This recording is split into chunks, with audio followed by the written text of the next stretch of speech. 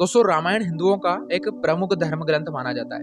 वैसे तो रामायण में कई पात्र हैं, लेकिन लोग मुख्यतः प्रभु श्री राम से इसे जोड़कर देखते हैं। लेकिन दर्शकों, ये भी सच है कि अगर रावण न होता तो शायद रामायण की रचना ही न होती।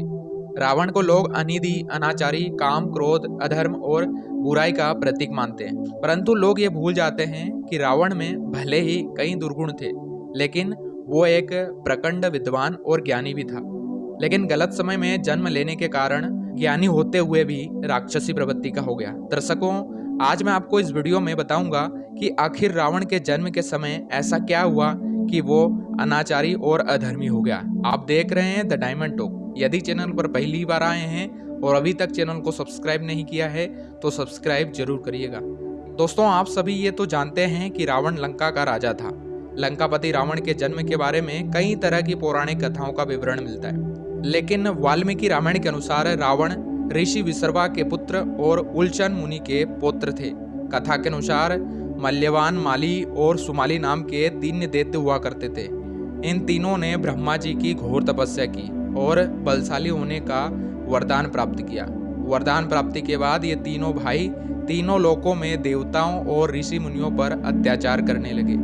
ये देख सभी देवता भगवान शंकर के पास गए और प्राण बचाने को कहा। भगवान शंकर ने ये कहते हुए मना कर दिया कि ये तीनों दैत्य मेरे हाथों नहीं मारे जा सकते, इसलिए आप सभी श्री विष्णु जी के पास जाएं। भगवान शंकर के मुख से ये बातें सुनकर सभी देवतागण भगवान शंकर को प्रणाम करते हुए भगवान विष्णु जी के पास चल दिए।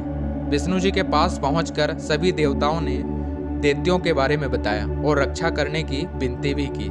देवताओं की बात सुनकर श्री हरि विष्णु ने आश्वासन देते हुए कहा कि आप सभी जाएं और भय मुक्त होकर जीवन व्यतीत करें। देवताओं के जाने के बाद श्री विष्णु पृथ्वीलोक की ओर चल दिए और तीनों भाइयों को युद्ध के लिए ललकारा। तत्पश्चात भगवान विष्णु और तीनों भाई माल्यवान, माली और सुमाली के बीच भयंकर युद्ध हुआ। युद्ध में माली मारा गया और माल्यवान और सुमाली डर कर पाताल लोक भाग गए। कुछ समय बाद सुमाली पाताल लोक से बाहर निकलकर पृथ्वी पर भ्रमण करने के लिए आया, लेकिन अंदर से वो डरा हुआ था कि कोई देवता उसे देख न ले। इसी वजह से सुमाली कुछ समय बाद ही पाताल लोक में वापस चला गया। वापस आकर सुमाली सोचने लगा कि ऐसा क्या किया जाए जिससे देवताओं पर विजय मिल सके।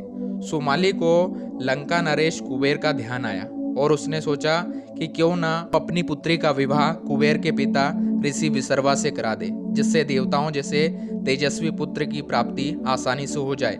यही बात उसने अपनी पुत्री केकसी को जाकर बताई। केकसी दैत्य पुत्री होते हुए भी एक परम परायण स्त्री थी, इसलिए केकसी ने अपने पिता की इच्छा को पूरा करना अपना धर्म समझा और विवाह के लिए स्वीकृति दे दी। पिता की आज्ञा पाते ही केकसी ऋषि विसर्वा से मिलने वहां के लिए निकल पड़ी, लेकिन पाताल लोक से पृथ्वी में आते आते वक्त हो गया। जब वो ऋषि विसर्वा के पास पहुंची तब तक शाम हो चुकी थी। साथ ही बादलों की गर्जना के साथ बारिश भी हो रही थी। केकसी ने सबसे पहले ऋषि विसर्वा को प्रणाम किया और उसके बाद उसने विवाह का प्रस्ताव रख पुत्र प्राप्ति की इच्छा प्रकट की। केकसी की बात सुनकर ऋषि विसर्वा ने कहा कि हे कन्या, मैं तुम्हारी इच्छा तो पूर्ण कर सकता हूँ, लेकिन तुम बहुत ही अशुभ समय पर आई हो, इसलिए तुम्हारे पुत्र राक्षसी प्रवृत्ति के होंगे। ये सुनकर केकसी ने ऋषि विसर्वा के चरण पकड़ लिए और बोली, हे परम तपस्वी, मैं ऐसे दुराचारी पुत्र को लेकर क्या करूंगी? मुझे तो आप जैसे तेजस्वी पुत्र चाहिए। केकसी के बार बार विनती करने पर ऋषि विसर्वा ने कहा, चलो मैं तुम्हें एक पुत्र और दूंगा जो मेरी ही तरह धर्मात्मी होगा। इस तरह कुछ समय बाद केकसी ने 3 पुत्र रावण, कुंभकर्ण, विभीषण को जन्म दिया। तो दोस्तों, अब आप समझ ही गए होंगे कि ज्ञानी होते हुए भी रावण दुराचारी और अधर्मी गलत समय और नक्षत्र पर पैदा होने की वजह से हुआ था। तो दोस्तों, ये था आज का वीडियो। उम्मीद है कि वीडियो बहुत इन्फॉर्मेटिव लगा होगा। यदि वीडियो इन्फॉर्मेटिव लगा हो तो यार वीडियो को लाइक और चैनल को सब्सक्राइब जरूर करिएगा और इस वीडियो को ज़्यादा से ज़्यादा शेयर जरूर करिएगा। मिलते हैं फिर से किसी खास वीडियो में, तब तक के लिए आप सभी लोगों का बहुत बहुत धन्यवाद।